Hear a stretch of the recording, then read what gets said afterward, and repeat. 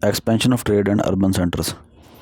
Objectives. The purpose of this unit is to discuss briefly the different dimensions of the expansion of trade and urban centers in South India from 200 BC to 300 AD. This unit will focus on the kingdom of the Satavahanas and the regions far south under the Cheras, the Cholas and the Pandyas, as well as the local chieftains who were less important. After reading this unit, you will be able to know about the nature of change which determined the character of trade at various levels in early peninsular India, transport and communication facilities, coins as media of exchange in trade, the interest of political authorities in trade, urban centers in South India, and the impact of trade and urbanization on the society of early peninsular India. Introduction. In Unit 29, you read about agrarian settlements and agrarian society. In this unit, we shall discuss other such aspects of economy as trade and urbanization, which helped bringing about significant changes in the society of early peninsular India. In peninsular India, growth of trade and emergence of urban centers were not isolated phenomena, but were very much associated with the other important changes which were taking place in the region.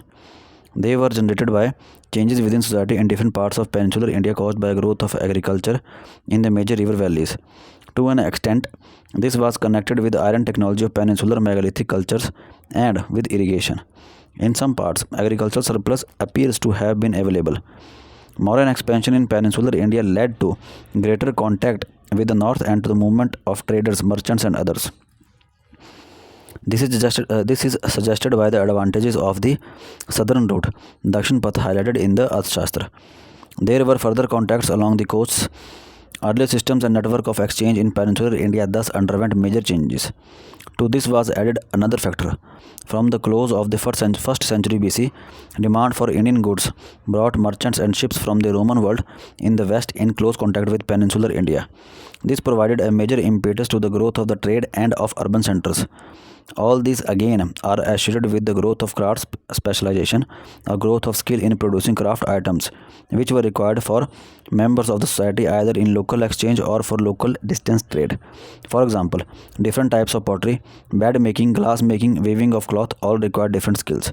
It has, however, to be remembered that all corners of India were not uniformly affected by these changes. There were and there continue to be areas in which earlier forms of culture persisted. Secondly, between Deccan and the far south, changes were more prominent in different parts of the Deccan. In the beginning, changes were slower and limited territorially in the far south. Different aspects of the growth of trade and of urban centers can be studied under the following heads: exchange mechanism in local transactions and long distance trade, organizations of guilds, transportation, storage and shipping, means of exchange, revenue from trade, urban centers, and economic and social changes brought about by trade and urbanization. Types of trade. You have learnt about the various geographical regions and their produces. Each region had something to exchange for items of other regions. At the same time, each of these regions lacked some items which were essential for its own society. The agriculture tracts produced food grains and sugar cane, but it had to depend on the coastal areas for salt and fish. The coastal area produced considerable surplus in salt and fish, but rice, the staple food, had to be brought from the areas of paddy cultivation. The hill ranges were rich in timber, spices, etc., but they had to depend on agriculture tracts and coastal areas for food grains and salt. The result of this kind of interdependence was that exchange relationship had come to exist among the various geographical regions. Some of the articles available in South India were required by other parts of the subcontinent and even by other countries and civilizations. Contacts were established through land routes or sea routes by those distant countries, and the necessary articles were procured. Thus, we can identify three levels of trade: local trade, long distance overland trade, long distance overseas trade. Local trade. Barter was the most common mode of transaction in the context of local exchange. Most of the items of barter were for immediate consumption: salt, fish, paddy, dairy products, roots, venison, honey, and toddy were the regular items of barter in the far south. Salt was exchanged for paddy, paddy was exchanged for milk, curd, and ghee. Honey was given for taking fish oil and liquor. Rice flakes and sugarcane were given for venison and toddy. Very rarely, luxury items like pearls and elephant tusks also appeared as items of barter. They were also bartered for articles of consumption such as rice, fish, toddy, etc. Loan was not unknown in the barter system of the Tamil South. A loan of a fixed quantity of an article could be taken to be repaid in the same kind and quantity at a later date.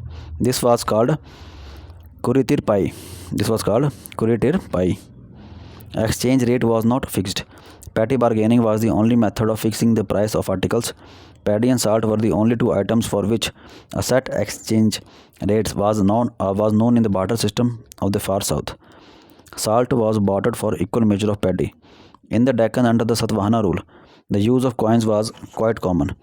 Even so, the continuation of the barter need not be ruled out. Craft produces like pots, pen, toys, and trinkets were bartered in the rural areas. In the barter system of the far south, the following features can be noted. Most of the items of exchange were of consumption articles. Exchange was not profit oriented, as in the case of production. Distribution also was subsistence oriented. Long distance overland trade. Contacts in various fates between the northern and the southern parts of India can be dated back at least to the 4th century BC, not earlier. Resources of the regions which lay to the south of the Vindhyan ranges were known to the north. Early Buddhist literature seems to refer to a route which ran from the Ganga valley to the Godavari valley. This was known as the Dakshinapath. Kautilya, the author of the Arthashastra, has written about the advantage of this southern route.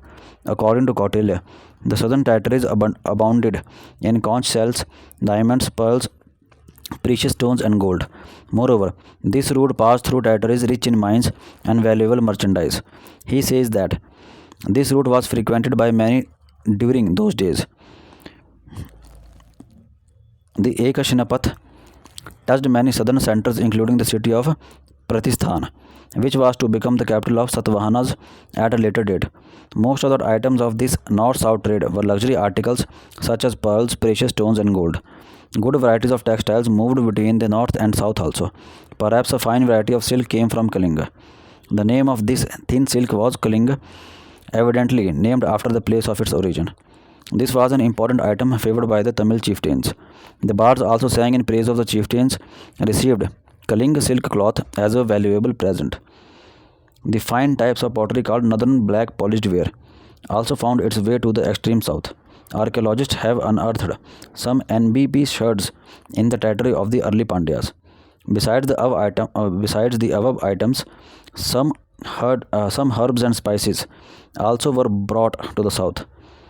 These included spikenard and malabathrum, a herb for preparing ointment, which were shipped to the west. The northern traders also brought a large quantity of silver punch-marked coins. The punch-marked coins in large boards have been unearthed from different parts of the South India. They bear testimony to the brisk commercial contacts between the north and the south. As a long-distance trade with North Indian was mostly in luxury items, the benefit of this trade was enjoyed by small sections consisting of the ruling elites and their men. Long distance overseas trade. Indian items such as spices, precious and semi precious stones, timber, ivory, and many other articles were in great demand in the Western countries. The main source of these articles was South India. These articles were shipped to the West from very early times.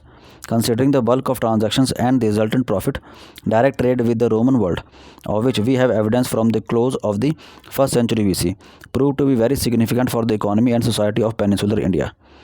We shall identify two stages in the commercial contact of Rome with peninsular India. An early stage with the Arabs as middlemen, a second stage in which direct contact was established with the knowledge of monsoon winds. For a long period, navigation in the Arabian Sea was coastal. It was tedious and expensive. The Arabs had established commercial connections with India, making the sea as a highway of trade before the beginning of the Christian era. The geographical position of the Arabs was favorable to them in enjoying the monopoly in the east-west trade. They had some knowledge of the wind systems in the Arabian Sea, and they kept it as a trade secret. Thus, the Arabs played the role of middlemen and raised considerable profit out of the trade with peninsular India. With the discovery of the monsoon winds, which is attributed to a navigator named Hippalus, direct contact was established by the Romans with India. This marked the beginning of a period of increase in commerce between Rome and peninsular India. The Romans brought to the South Indian ports their articles which included both raw materials and finished products. The raw materials consisted of copper, tin, lead, coral, topaz, flint, glass, as a few material of making beds. The finished products were the best quality of wine, clothes of fine texture, fine ornaments, gold and silver coins, and different types of excellent pottery. A large number of articles were shipped by the Romans from peninsular India to the west. We shall identify the following categories among them: spices and medicinal herbs like the pepper, spikenard, malabathrum, cinnabar; precious and semi-precious stones such as beryl, agate, carnelian, jasper, onyx, as well as shells, pearls, and tusks; timber items like ebony, teak, sandalwood, bamboo; textile items of colored cotton cloth and muslin, as well as dyes like indigo and lac. Among the above items of export, beds and textile were the finished goods. The Romans paid for the Indian articles mainly in gold. A majority of the export items were locally available, and the collection of merchandise in the Deccan and the South India were done by the Indian merchants themselves. Wagons and pack animals were for transporting them to the ports. The shipping of merchandise to the western lands was carried out mostly by the foreign merchants, though there were Indian maritime traders in the Deccan and South India. South India had commercial connections with Sri Lanka and Southeast Asia. The important articles of this trade were some spices, camphor, and sandalwood. Merchants of Tamil origin were probably responsible in taking the initiative in this trade. Sri Lankan merchants came to Tamilham also. There are inscriptions written in Tamil Brahmi characters which refer to those who come from Elam, that is Sri Lanka. However, details of this trade are not known. Aspects of commercial organization. In small scale local transactions, quite often the producers were the dealers too. Fishing and salt making were done exclusively by the community of Parvatas, mentioned in the Sangam region as living in Naital coastal region, and so they had to devote their whole life for these activities. Therefore, a different method was followed in the distribution of fish and salt. Fish was taken to the neighboring areas of the sea coast by the women folk of the fisherman's family. They appeared in the places of village fairs and other rural gatherings. As an essential item, salt was in demand everywhere. A separate group took to the distribution of salt. The salt merchants were known as Umanas in Tamilham. In the coastal areas and the neighboring villages, the Umana hawker girls carried salt in head loads and bartered it mainly with paddy. In the interior rural villages, salt was taken by the Umanas.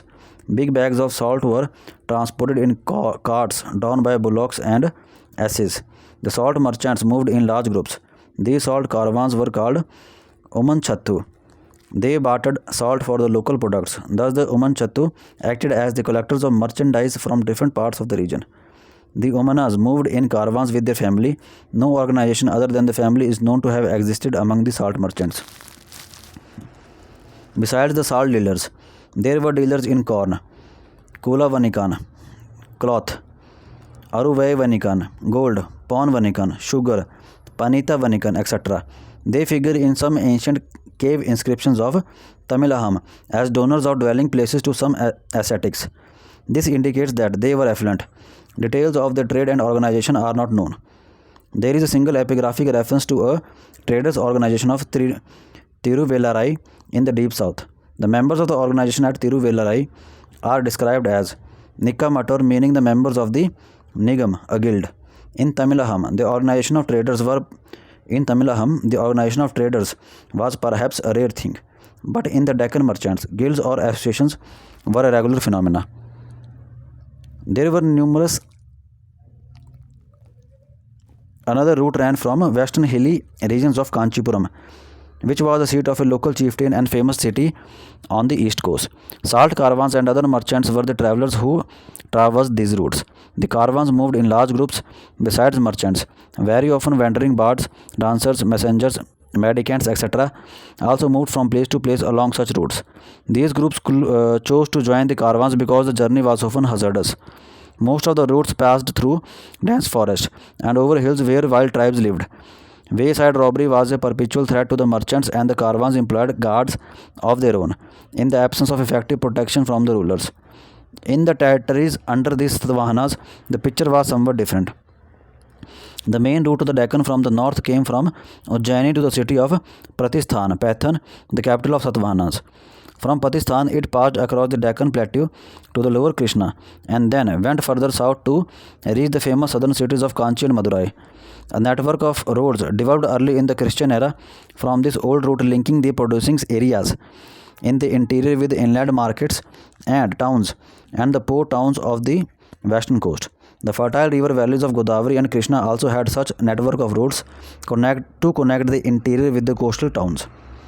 It is interesting to note that some of the famous ancient Buddhist cave sites and religious centers in the Deccan were situated on such trade routes. These religious centers were helpful in many ways to the merchant caravans. Besides providing food and shelter, they even issued loans. The rulers also showed interest in the conditions of the routes. They donated liberally to Buddhist religious establishments which were located on the routes. They constructed rest houses at port towns and established watersheds on the routes. Officials also were appointed for the upkeep of them. Unfortunately, information is not available regarding policing on the roads. Often the routes had to cross over rivers. Ferries were established at such points and a toll was also collected from the merchants. Some of the ferries were toll-free. Due to familiarity with the long coastline and several river systems, navigation both on sea as well as river was known to the South Indians. Smaller boats were used for ferry crossing and river navigation. Navigation on the sea was made possible by construction and use of bigger vessels. Navigation in Tamilaham was mainly coastal. There were some trade connections with Sri Lanka. Sri Lankan, that is Ilam traders, figure in some ancient inscriptions of South India. Similarly, Tamil traders appear as donors in some early inscriptions of Sri Lanka. These evidences show that traders from Tamilaham participated in maritime trade. The Deccan too had merchants who were particularly engaged in sea-borne trade. Ships fitted out of Barukacha are known from literature of this period. Merchants of peninsular India, particularly those of the Deccan, participated in foreign trade. The presence of some Indian traders in Egypt and Alexandria is attested by foreign writings of this period. The royal authorities were aware of the importance of maritime trade. They provided facilities for the traders. The ships arriving at Barukacha were piloted by local boats and conducted to separate berths at the docks. In the far south, the big chieftains of Tamilaham encouraged sea trade in different ways. Lighthouses were erected on the shores. There were wharves where the Roman ships unloaded their merchandise to be stamped with the chieftain's emblem. Storage facilities were provided and protection of goods was also arranged at the warehouses. Sea-borne trade is the far south as well as in the Deccan shows some features of what is described as administered trade by some modern scholars. The difference between the two regions is that the features are more prominent in the Deccan, whereas in Tamilaham they are at the rudimentary level. Coins as media of exchange. Though barter was the most common mode of transaction, the use of coins as a means of exchange became current in the period that we are discussing. The coins which were towns, and each town seems to have a guild or a nigam. Each guild had an alderman called Sethi and its own office. The organization of traders acted as a bank. It received deposits and lent out money. The guilds of weavers, potters, oil pressers, bamboo workers, braziers, etc. are known from the inscriptions of the Deccan. The guild as a working unit is more efficient than the family unit. Besides the strength of unity, guild was capable of providing all sorts of help to its members, including financial assistance. Further, the individual member was relieved from the responsibility of finding out a customer. Thus, the territories under the Satavahanas had a comparatively advanced system in the organization of trade. Exchange facilities. The question of facilities for transportation, storage and shipping is relevant, particularly in the context of long-distance trade, in which the movement of the bulk items is a problem. In the far south, pepper, paddy and salt were the main items which required movement in bulk. In western Deccan, timber also was a bulk item of demand from the west. Pack animals and carts were used for inland transport. In Tamilaham, there were several routes which connected the interior tracts with the settlements in the river valleys, port towns and seats of rulers. One such route went from the western areas of the Kaveri Valley to the Chola port town Kaveripattinam. Known to early peninsular India can broadly be divided into two broad categories: local coins of different varieties and Roman coins. Local coins of different varieties were prevalent in different regions in peninsular India. Ancient Tamil literature speaks about some of them, such as Kasu, Kanam, Pon, and Venpon. But actual coins, which may correspond to these names, have not been discovered. In the Deccan, inscriptions refer to the use of Kahapanas, which were silver coins locally minted, and to Swarnas, which refer to gold coins either of the Romans or the Kushans. Actual coins of different varieties and minted in different metals like lead, potin, copper mixed with tin and other metals, copper and silver were in use. The earliest among them were punch marked coins, which, as you have learnt in block number 4, came to be minted in northwest and North India from 6th to 5th century BC onward. In peninsular India too, different varieties of punch marked coins were minted in different regions. Other varieties of coins, manufactured by using other techniques like casting and die striking, gradually came into use. From the 2nd century BC, kings of small localities of members of the important Maharathi and other families started minting coins in their own name. To these were added coins of Satvahana rulers minted in different metals, possibly from the 1st century BC onwards.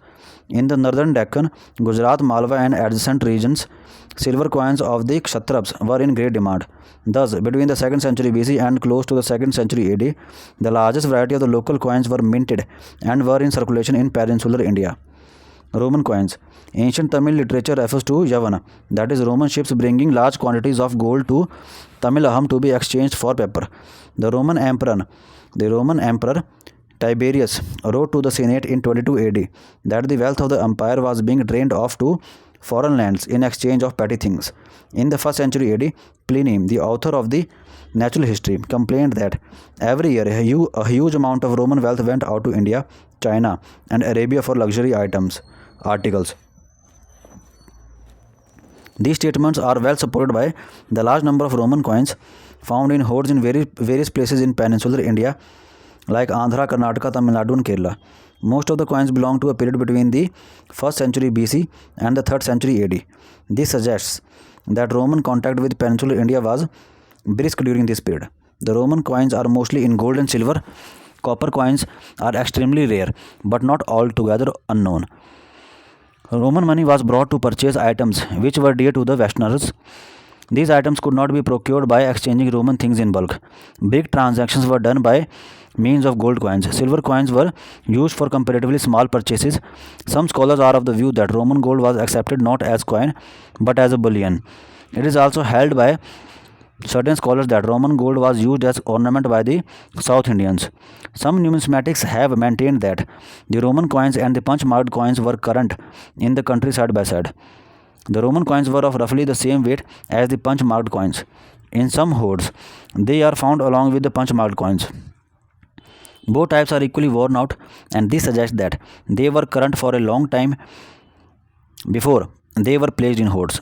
Imitations of Roman coins were also current in South India, especially on the Coromandel coast, where there were some Roman trading stations. These imitated coins may have been manufactured to satisfy the needs of such colonies. Revenue from trade. Collection of revenue as a regular source of income to the treasury depends on several factors, including the efficacy of the government. Political developments in different regions in peninsular India in our period were not uniform in character, so the revenue system also varied from region to region. Toll was collected from merchandise moving on pack animals and carts. This toll was known as ulku, a derivative of the Sanskrit term shulk, meaning toll. This seems to indicate that the idea of toll was borrowed from the north. However, all the crowned chieftains and the lesser chieftains of the south are said to have been interested in trade, especially with the Yavanans, evidently with an eye on the income from commerce. In the Chola town of Kanchipuram, there were the Chola rulers' agents to affix the Chola emblem of the tiger on the merchandise.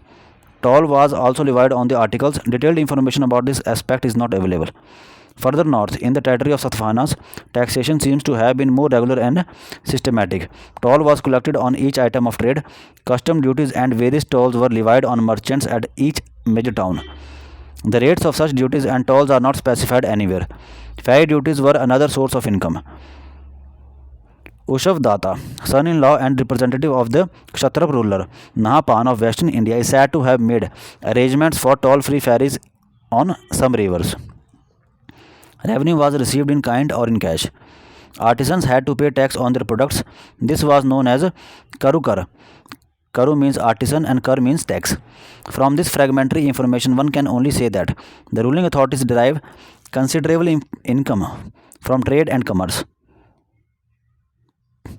Weights and measures. A developed system of exchange requires regular weights and measures when it is possible to weigh, measure, and count objects. Which one is buying or selling? Exchange becomes both easy and efficient. The buyer and seller do not have to feel uncertain about the quantity or size of the object bought or sold.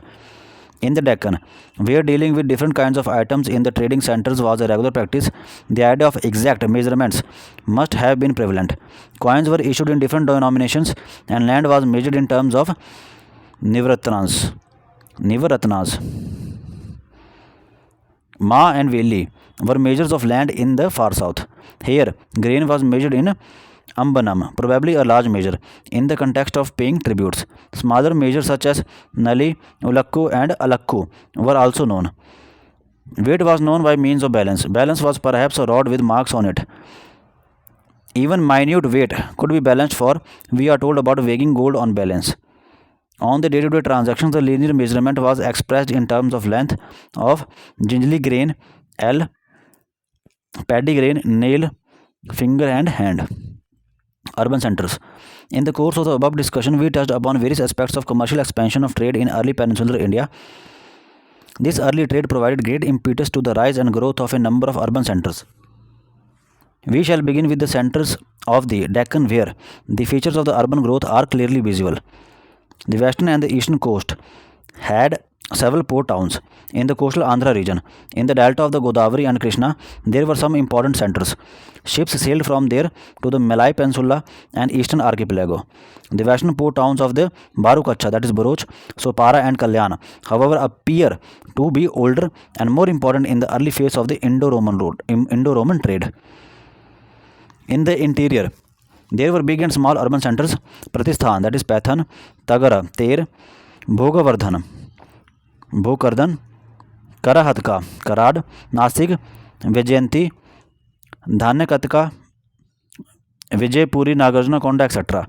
We may identify the following factors which led to the rise of these centers, which were distinct from the ordinary rural settlement: an agricultural hinterland capable of producing the necessary surplus for the consumption of different social groups living in urban centers. Emergence of such groups as those of traders, artisans, and handicraftsmen who were not directly involved in food production. Emergence of the guilds which organized the activities of traders and craftsmen. Facilities for collection and commodities required in local and foreign exchange and development of shipping. A ruling class capable of channelizing the surplus to the centers and also providing help and protection. Emergence of a monetary system. Spread of writing, which is essential for accounting and registering.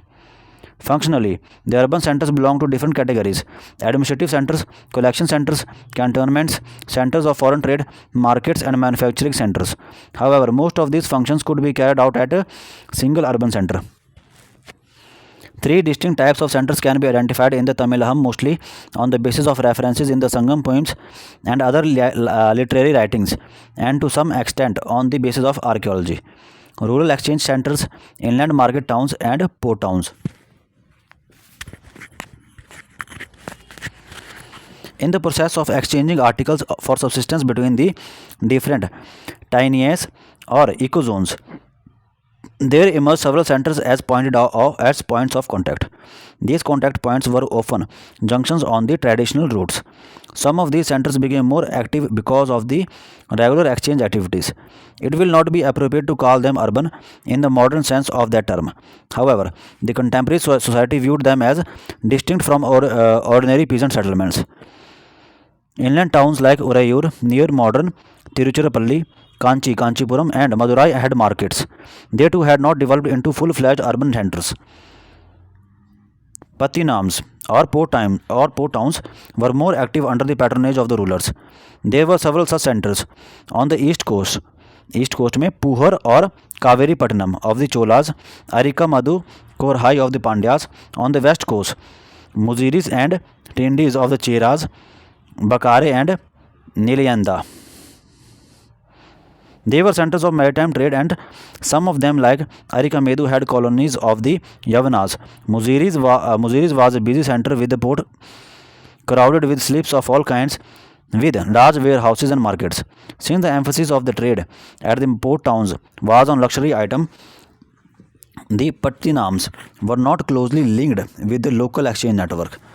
They remained the pockets of foreign trade, with mainly the rulers and the rich as the clientele. The growth of these centers was thus a result of external trade. With the decline of external trade, these centers too dwindled and disappeared slowly.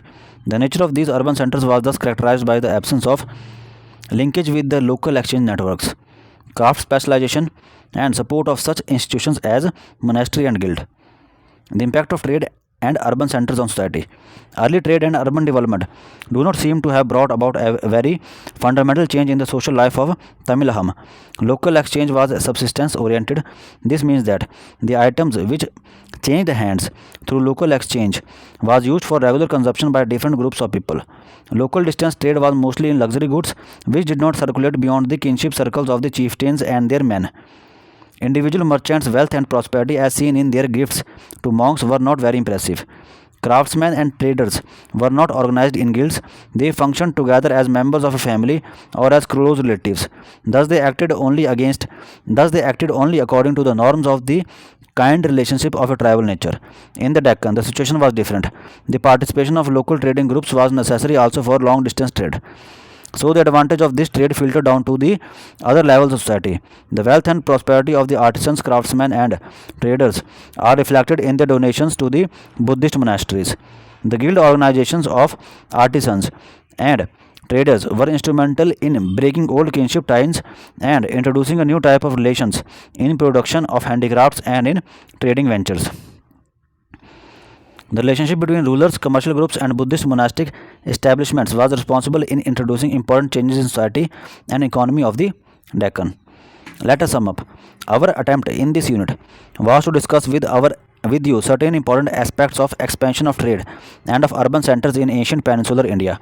You have learnt from this unit about different types of trade and ways in which exchange was carried on, guilds of artisans and traders, exchange facilities like transportation, storage, and shipping, different kinds of coins which were used as means of exchange, revenue from trade, distinctive features and functions of urban centers, and impact of trade and urbanism in different regions of peninsular India. निगम होता है अ guild of traders और artisans. Potin होता है N alloy of copper and tin.